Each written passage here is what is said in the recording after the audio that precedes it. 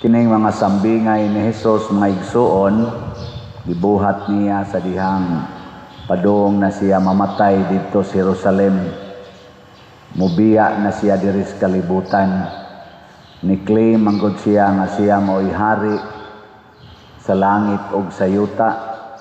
Niya ang taga-kalibutan, dili gusto nga harian ni Hesus.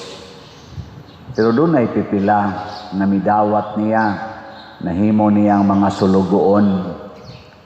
Lingya imong tupad, na mudawat ka nga hari si Hesus. Na ba? Kay niya may daghang mga tao niingon nga di may gustong maghari ka. Nga karon ra bang Domingo ato nang sa ulogon ang Cristo Rey or Christ the King, Kristong Hari.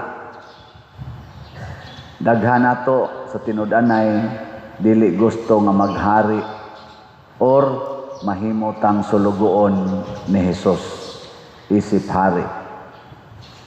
Mao na nga ang iyang sulugoon doon na pagid siya ay testing o iyang gitagaag mga puhunan aron makaginansya sila.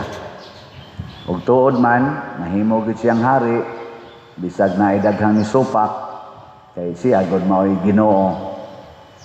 Ug ang resulta iyang gipatawag tong mga gitagaan niya puhunan.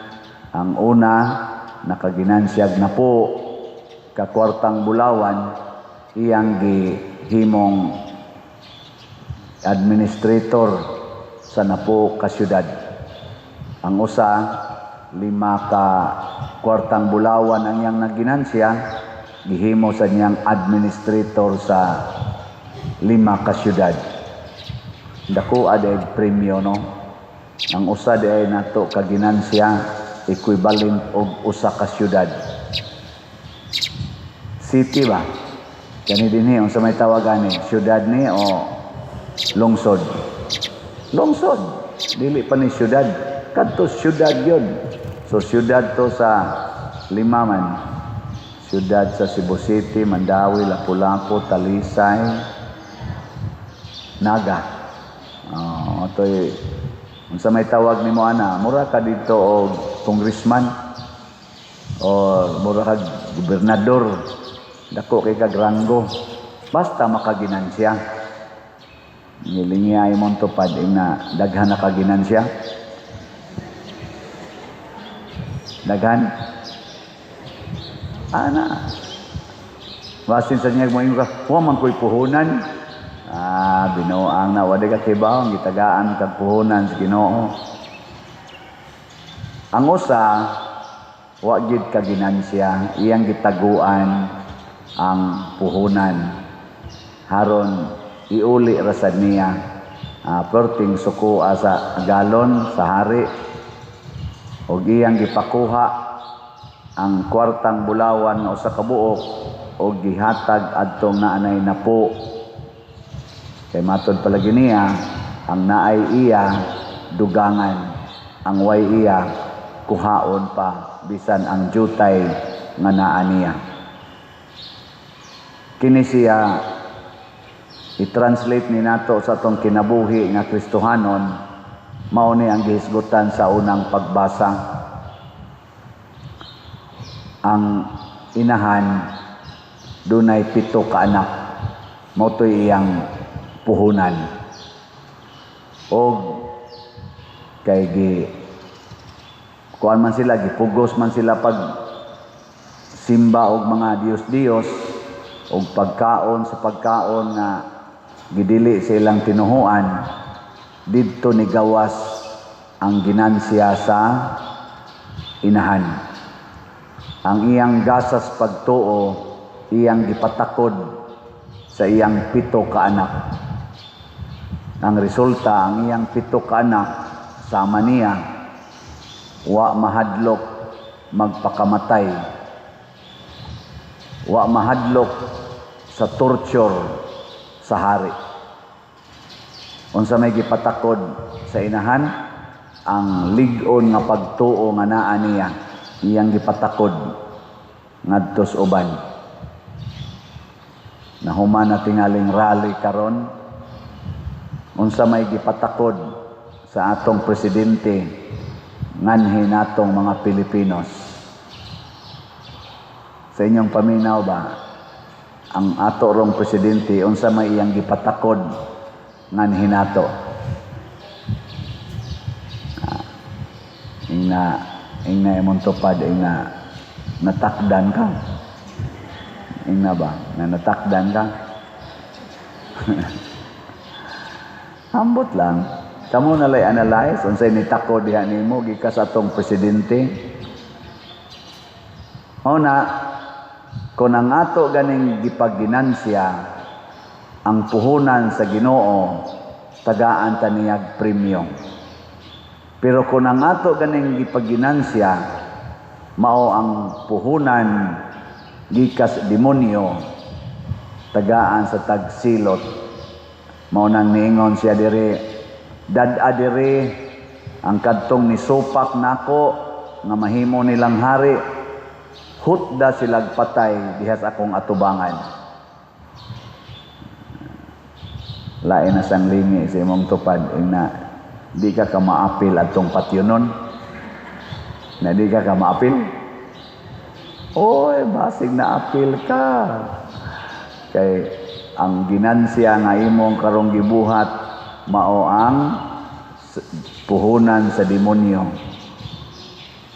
Matod pa sa atong tubag sa Salmo, sa atong tubag,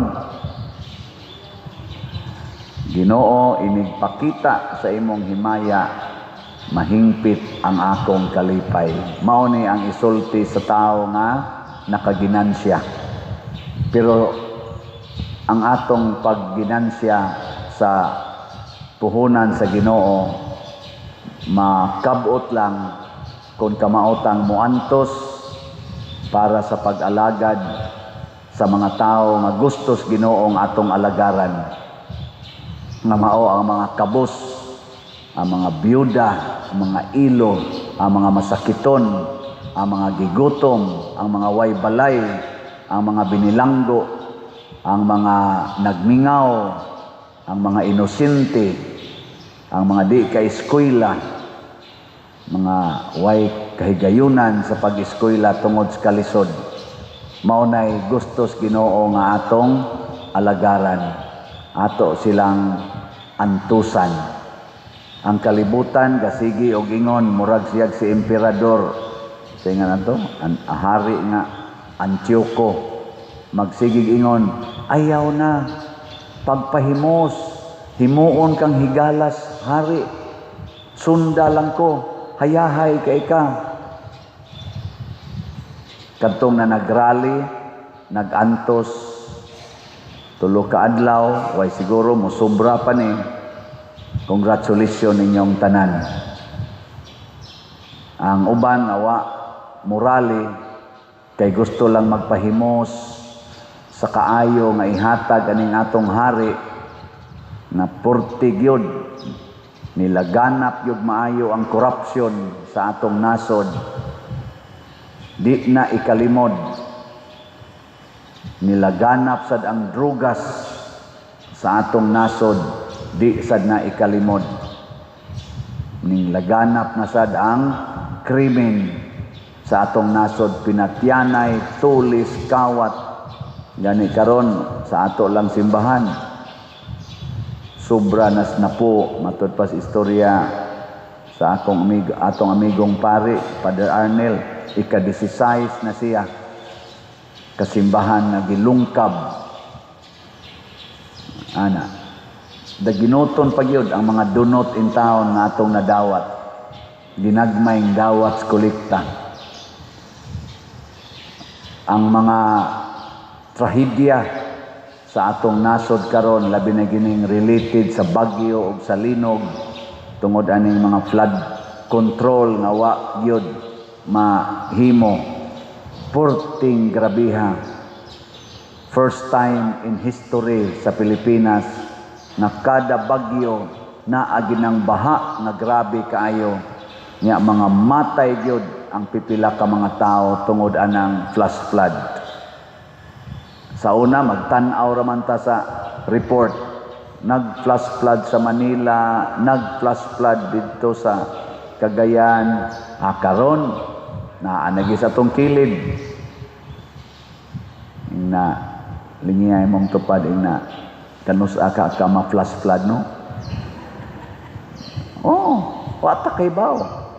Ngano man tungod kay ang gipaambit sa atong present government administrators nga mo'y gipiyalan sa mga syudad, gipiyalan sa mga lungsod, sa mga probinsya sa atong nasod, sa authority, dili ang pagtuong Diyos nun, kung dili pagtuong yawanon, naa ang korupsyon.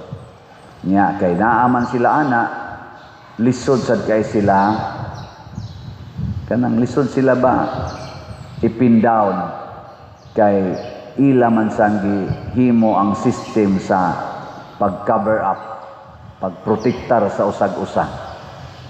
Kung ikamo ay mo reklamo nila, ikay mahimong bati. Ang imong buhaton aron moayong imong kinabuhi, hala, sabay. Sunod lang. Digi ka mo sunod. Priso ka, impeach ka, patay ka. Karon lang, Sergeant Gutisa, sa tilang gisulti di Asrali. Di priso na di ay. Priso. Maopay ni sulti, unsay tinuod, gi priso na. Nya, pugso na nila. Sa una, dili nila papulion si Saltico. Karong ni sulti na Saltico sa anomalya, priso na. Ana. Ipadako pas Interpol. Ay may Marcos sa una. Wagid sila i-comment. Ni sulti og usa ka delikado kayong revelasyon. Karon isigihan na gukod. Hasta mismo iyang pag-umangkon. Gukod na niya. Anak ng duwa karon. Mao na kita patyo nato ning kinaiyaha. Kinahanglan mo ginansya ta. Atong palutaon ang atong gugma pagtuo sa usag-usa. Muna kining atong pagpamaligyag slat. Lingay mong tupad na nalipay baka ng slat. Nalipay. Maunay atong ginansya. Kada nimo palit og slat, imong gipaambit sa uban ang imong ginansya. Nya kay imo man gipaambit matud pa ni Kristo ang naay iya, pasabot na iyang ginansya, hatagan pa. Ang way iya kuhaon. So kamong wa kapalit og slat, siguro yung mangutkot gyud mo sa inyong sige ra gyud mo ka problema. Lagi magsige ron, kalisod. Pero kanang magsige palit og slat, bisag wa pa nay kwarta, magsige ra nag-smile. Nakakaon na kaday sa wa papader. Sa unya, ay okay ra basta kapalit lang tag slat. Ana. Sa ato pa ang imong ginansya ang kalipay. Muna nga ako nasad mong i-update sa atong slat. Ang atong grace or God's reward and complete elation, ang atong halin niabot na og 88,387 ka slots, na apay 611,613 ka slots na available, nga tag 100 pesos per slot. Doon na ni 70 slot challenge, nga tag 7,265 na ang atong nadawat. Ang atong PPSC or Protection and Prosperity of Santiago de Compostela para sa ato din isang mga projects niabot nag 63,158 ka slots ang atong halim, na apay 36,842 ka slots nga available, tag 100 pesos per slot. Doon na ni 162 slot challenge nga tag 16,200. 173 na sad ang atong halin. Unya, ang atong DPR or Divine Powerful Response niabot nag 19,788 ang atong halin total. Nya nakuhaan nig 8,773 na nataroy pundo nga 11,014 ka slots tag 100 pesos per slot. Basig puno-punuan ang atong pagtukod og balay sa pagkakaron atong gibana-bana na naatas mga 16 to 18 houses ang atong matukod. Wa pa ta kasugod kay ato pang gi-survey didto, maghimo patag certain process aron nga ma-analyze nato kinsay tukuran, asa tukuron, gisugda na nato karon og survey. Ngag ma-set na nato mga 5 unom sugod na ta og trabaho. Basig within 2 weeks from now makasugod na ta ang trabaho. Atong pakpakan ang tanang namalit og slot. Salamat kayo. Nya sa ako sang birthday, salamat kayo. Niabot nag mga 375 ang mga greeters. Pasabot ni palit og slot. O niya 49 ani ni palit og challenge sa akong slot sa birthday 6,200. Atong pakpakan. Salamat kayo. Unsaon kay ito pagpalit og slot? Na malagya po yung mangutana, no? Unsaon pagpalit og slot? Ato lang nang balik-balikon. Una, ipalit din sa atong opisina niya diha sa mga lamisas gawas o adto bas mga kapilya pangailamog OR. Or i-deposito sa atong bank accounts. Kaning atong ipakita nga bank accounts. Pwede sad sa GCash pero puno naman rong atong kasagaran ani atong mga GCash next month na sad ni first week sa next month mao na sanay atong GCash. Or labig yung siguro ipadala sa atong kwarta padala. Piliin lang ni mga ngan na atong gibutang dinhi labi na gid sa akong pangalan kay ma-claim ra gina nato. Ayaw lang ko padadi sa Western Union. Nya ang sa ato sa daing sweet notes inomdom niya atong sweet notes karong December 14. Ari diri loyo sa atong simbahan ang atong kanandako natong parking area diha. Anha ta diha mag-concert. Fundraising man So mamalit tag tickets. Ibaw ko naglisod tarog maayo pero ato lang ning sakripisyohan para gyapon ni sa atong simbahan. Ang atong gold ticket tag 3,000 na ani siya lamisa o naas atubangan gyud kayo sa stage. Ang atong silver tickets tag 2,000 adto na ni sa sunod nga layer pero dol-dool pa ni sa tubangan nagya po'y table na i-service og lingkuranan. Ang atong bronze wa nay table unya lingkuranan adto sa pinakaluyo 1,000 per ticket. Ang general admission na ay lingkuranan pero dili gid tingali kompleto nya adto na ni sa great part sa luyo. Nya kining tanan ato ning gihimo para sa kalambuan sa simbahan o pag-promote og kahiusa natong tanan nga parokyano. Mao na ni ang atong Christmas party, Christmas gathering o fundraising. So 3 in 1 ni siya. Di na lang ta mag-Christmas party gid katong mag-exchanging gift inana. Mao na ni ato exchanging gift isip mga parokyano. So salamat kayo ha. Unya sa katapusan ang Ginoo naghatag gid nato sa tanang maayong butang busa ihatag sad nato sa atong kaigsuonan ang tanang maayo nga atong nadawat. Nya sa pagbuhat niini mahimotang luwas gikan sa kalibutanong kalaglagan.